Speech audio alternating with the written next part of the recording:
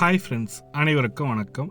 மத்திய அரசு புதிய திட்டம் 2024-25 சொல்லிட்டு ஆடு வளர்க்க 5 லட்சமும் கோழி வளர்க்க 2 லட்சமும் கொடுக்குறாங்க, இலவசமாக கொடுக்குறாங்க. இந்த இலவசத்தை நம்ம எப்படி பெறுவது பார்த்தீங்கன்னாக்கா, இது போன்ற வீடியோ யூடியூப்பில் நிறைய பார்த்துருக்கீங்க. இதில் என்ன ஸ்பெஷல் அப்படின்றத பார்க்க போகிறீங்க.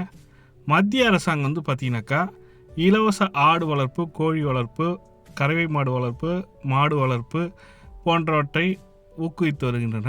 அதில் முக்கியமாக பார்த்தீங்கன்னாக்கா, ஆடு வளர்ப்பை பற்றி ஒரு எக்ஸ்பர்ட் பேசியிருக்காரு. அவர் கொடுத்துருக்க இன்ஃபர்மேஷன் பார்த்தீங்கன்னாக்கா ஃபஸ்ட் கிளாஸாக இருக்குது.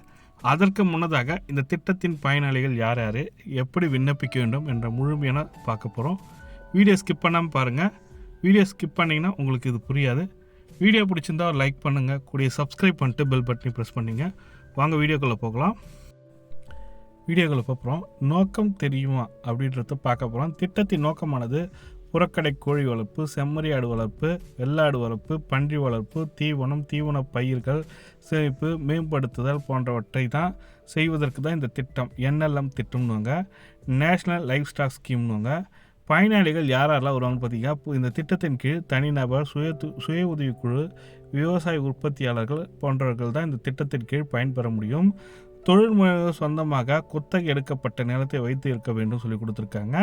நம்ம இந்த தொழில் செய்யணுன்னாக்கா குத்தகைக்கோ இல்லை சொந்தமாகவோ நிலம் வைத்திருப்பவர்கள் மட்டும்தான் பண்ண முடியுன்ற மாதிரி இந்த திட்டத்தில் சொல்லியிருக்காங்க. அது மட்டும் இல்லாமல் விண்ணப்பிக்க முறை பார்த்தீங்கன்னாக்கா, NLM.udyamitra.in என்ற இணையதளம் வாயிலாக விண்ணப்பிக்கலாம் சொல்லியிருக்காங்க. இவங்களே விண்ணப்பித்து தராங்க. இவங்களே இந்த எக்ஸ்பர்ட்டே பார்த்தீங்கன்னாக்கா, இந்த திட்டத்தில் எப்படி விண்ணப்பிக்கணும், உங்கள் அப்ளிகேஷன் எப்படி ரிஜெக்ட் ஆகுது, எதனால் ரிஜெக்ட் ஆகுது எல்லாமே பார்த்து அவங்களே உங்களுக்கு வழிகாட்டுத்துறாங்க. திட்டத்தின் வழிகாட்டுதல்படி பரிசீலிக்கப்பட்டு உங்களுக்கு மானியத்துடன் கூடிய வெள்ளாடு வளர்ப்பு, கோழி வளர்ப்புக்கு மானியத்தோடு சொல்லிக் கொடுக்குறாங்க.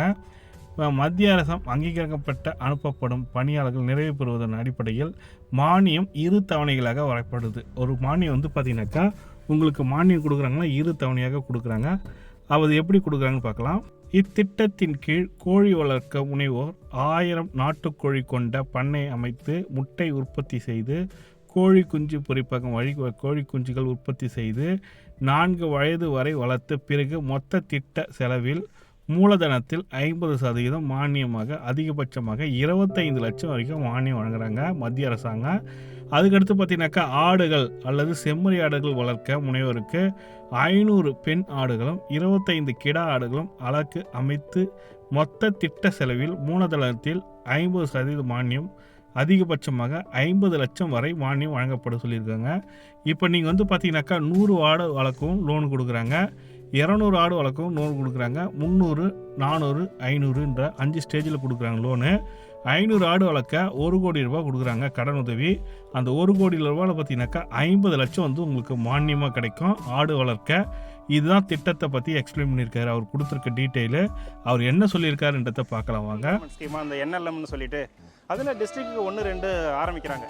பொதுவாக விவசாய நண்பர்களின் கருத்து என்னென்னா, இது சோஷியல் மீடியாவில் ஏதாவது சொல்லுவாங்க, ஏதாவது ஒரு மூலையில் ஒருத்தருக்கு லோன் கிடைக்கலாம், இது எல்லாருக்கும் வாய்ப்பு இல்லை அப்படிங்கிறது ஒரு கருத்து தான். இதனால் நிறைய பேர் லோனுக்கே போக மாட்டாங்க. இதில் இந்த சப்சிடிங்கிறது என்ன, உண்மையால் நமக்கு இது லாபகரமாக இருக்குமா? இன்றைக்கி ஆட்டு பண்ண ஆரம்பிக்கணும்னு நினைக்கிறவங்களுக்கு கிடைக்கிற ஒரு மிகப்பெரிய வரப்பிரசாதம் தான் சார் நான் சொல்லுவேன். இப்போ பார்த்திங்கன்னா, நம்ம ஒரு 1 கோடி ரூபா வரைக்கும் ப்ராஜெக்ட்டுக்கு 50 லட்ச ரூபா கவர்மெண்ட், சென்ட்ரல் கவர்மெண்ட் சப்சிடி இருக்குது அப்படிங்கிறது மிகப்பெரிய விஷயம். ஏன்னா இதில் இருக்கிற ரிஸ்க்கை அது மிகப்பெரிய ரிஸ்க்கை அது கவர்மெண்ட் எடுத்துக்கிற மாதிரி தான். இது நம்ம ஒரு ரிஸ்க் இல்லாத ஒரு பிஸ்னஸ் பண்ணலாம் அப்படிங்கிற மாதிரியான ஒரு விஷயமாக தான் நான் இதை பார்க்குறேன். நான் 16 வருஷமாக ஆட்டு பண்ணை நடத்தினாலும் எனக்கு இதுக்கு முன்னாடி நான் பார்த்திங்கன்னா, இந்த PMEGP ஸ்கீமில் நம்ம பண்ணியிருக்கிறோம். அதுக்கப்புறம் இந்த நம்ம நபார்டில் நம்ம இது எடுத்துருக்குறோம், சப்சிடி எடுத்துருக்குறோம் நம்ம பாஸ்ட்டில். அதிலெல்லாம் பார்த்திங்கன்னா அந்த 25%லேருந்து 33% அந்த மாதிரி தான் சப்சிடி இருக்கும். இதில் 50% சப்சிடி ப்ளஸ் ஃப்ரண்ட் எண்டட் நம்ம முன்னாடியே அவங்க பணம் நமக்கு கொடுக்குறாங்க அப்படிங்கிறது ஒரு மிகப்பெரிய அட்வான்டேஜ். ஆனால் இதில் இருக்கிற ஒரு மிகப்பெரிய கேள்விக்குறி என்ன அப்படின்னா, தமிழ்நாட்டை பொறுத்த அளவுக்கு இந்த NLM நமக்கு அப்ளை பண்ணால் மோஸ்ட்லி அது ரிஜெக்ட் ஆகிடுது. அது வந்து சேங்ஷன் ஆகிறது கிடையாது, ரொம்ப நாள் இழுக்கடிக்கிறாங்க அப்படிங்கிறது தான் எல்லாருமே மிகப்பெரிய அதிகமாக பேசிகிட்டு இருக்கிற ஒரு விஷயமா இருக்குது. இதை வந்து நம்ம வந்து பார்த்திங்கன்னா இது வந்து நான் இதனுடைய கருத்து என்னென்னா, தமிழ்நாட்டில் தான் வந்து இது வந்து இப்போ தான் புதுசாக பரவிக்கிட்டு இருக்குதுன்னு நான் பார்க்குறேன். ஏன்னா நம்ம இந்தியா ஃபுல்லாக நம்ம ஒர்க் பண்ணிக்கிட்டு இருக்கிறோம். நம்ம நிறைய ப்ராஜெக்ட்ஸ், நம்ம shed construction, coat supply, consultancy நம்ம இந்தியா ஃபுல்லாக பண்ணிகிட்ருக்குறோம். எனக்கு தெரிஞ்சு பார்த்திங்கன்னா தெலுங்கானா, ஆந்திர பிரதேஷ், கர்நாடகாலாம் இது 2 வருஷத்துக்கு முன்னாடியே இந்த வந்த ஸ்கீம் இது. ஆல்ரெடி நிறைய பேர் வந்து பெனிஃபிஷரிஸை நான் பார்த்துருக்குறேன். நிறைய பேருக்கு வந்து இந்த என்எல்எம் ஸ்கீமுக்காக நாங்கள் ஷெட்டு போட்டு கொடுத்துருக்குறோம், ஆடு கொடுத்துட்ருக்குறோம். இப்போ இது எல்லாமே அங்கே ஆல்ரெடி ஒரு ட்ரையல் அண்ட் எரர்லாம் தாண்டி ஒரு மெச்சூர்டு ஸ்டேஜுக்கு வந்துருச்சு. அங்கே இருக்கிற கவர்மெண்ட் வெட்டினரியன்ஸ் ஆகட்டும், ஆடிட்டர்ஸ் ஆகட்டும், இவங்க எல்லாமே என்ன மாதிரி அப்ளை பண்ணணும், அதுக்குண்டான கரெக்டான நார்ம்ஸ் என்னங்கிறத ரொம்ப கிளியராக அவங்க வந்து ஒரு எக்ஸ்பீரியன்ஸில் பார்த்து வச்சுட்டு அவங்க பண்ணுறதுனால இன்றைக்கி வந்து அவங்க ரொம்ப கிளியராக, ரொம்ப ரிஜெக்ட் ஆகாது, ரொம்ப க்ளீனாக பண்ணுற மாதிரி தான் எனக்கு தெரியுது. ஆனால் தமிழ்நாட்டில் வந்து இதை கரெக்டாக ப்ராஜெக்ட் வந்து என்னென்ன அதனோட நார்ம்ஸை ஃபாலோ பண்ணாத ரீசன் நம்ம அதை அப்ளை பண்ணும்போது இது மாதிரி இஷ்யூஸ் நான் வர்றதை நான் பார்க்குறேன். இதுக்காக நாங்கள் என்ன பண்ணுறோம், விஜய் ஃபார்ம்ஸில் நாங்கள் என்ன பண்ணுறோன்னா, இப்போது அங்கே நம்ம தெலுங்கானாவில் உங்களுக்கு இதுக்கு ரொம்ப எக்ஸ்பீரியன்ஸ்டான ஆடிட்டர்ஸோடைய கான்டாக்ட்ஸ் நம்மகிட்ட இருக்குது.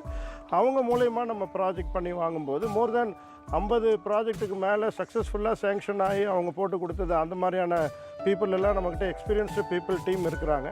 அவங்களோட ஹெல்ப்போடு நம்ம இந்த ப்ராஜெக்டை நம்ம பண்ணும்போது அப்ளை பண்ணும்போதே ஒரு டக்குன்னு சேங்ஷன் ஆகி வர மாதிரியான ஒரு சூழ்நிலை இருக்குது. நம்ம இந்த ஹெல்ப் நம்ம எங்களோட கிளைண்ட்ஸுக்கு புதுசாக ஃபார்ம் ஆரம்பிக்கணும்னு நினைக்கிறவங்களுக்கு இதை பண்ணுறோம். இந்த ஸ்கீம்